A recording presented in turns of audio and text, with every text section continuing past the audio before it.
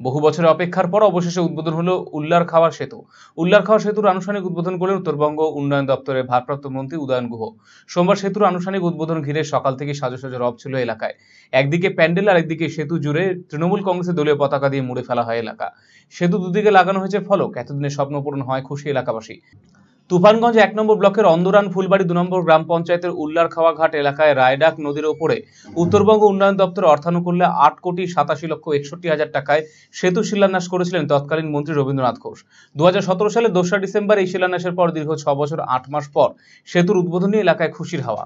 যদিও উদ্বোধনের আগে ১২ই মার্চ জনগণের যাতায়াতের জন্য সেতুটি খুলে দেওয়া হয়েছিল তুফানগঞ্জ ১ নম্বর ব্লকের সঙ্গে তুফানগঞ্জ ২ নম্বর ব্লকের যোগাযোগ ব্যবস্থার সহজতম মাধ্যম। এই সেতু ব্যবহার করে তুফানগঞ্জ ২ নম্বর ব্লকের পাশাপাশি আলিপুর দুয়ারে যাতায়াত করা যাবে।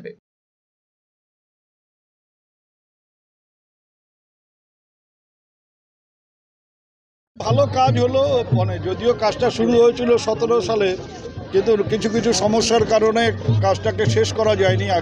আরও আগে হলে ভালো হতো। তো পরবর্তীকালে আমরা দ্রুত কাজ করে যাতে মানুষের কাছে মানুষের সুবিধার জন্য এই ব্রিজ খুলে দেওয়া যায় সেটা চেষ্টা করেছি এবং আজকে সেটাকে শুভ উদ্বোধন করা হবে। খুব ভালো লাগছে আজকে মাননীয় মুখ্যমন্ত্রী মমতা ব্যানার্জির অনুপ্রেরণায় ২০১৭ সালের শেষের দিকে এলাকার মানুষের দাবির প্রতি সম্মান শ্রদ্ধা জানিয়ে যে সেতু নির্মাণের কাজটা শুরু হয়েছিল আজকে তার কমপ্লিট হয়ে গেল, শুভ উদ্বোধন হলো।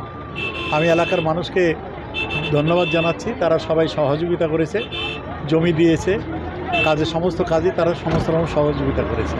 এটা তো আমাদের দীর্ঘদিনের চাওয়া পাওয়া, এটা আজকে আমাদের মন্ত্রীরা আজকে উদ্বোধন করে দিল। সেই দীর্ঘদিনের চাওয়াটাকে আমাদের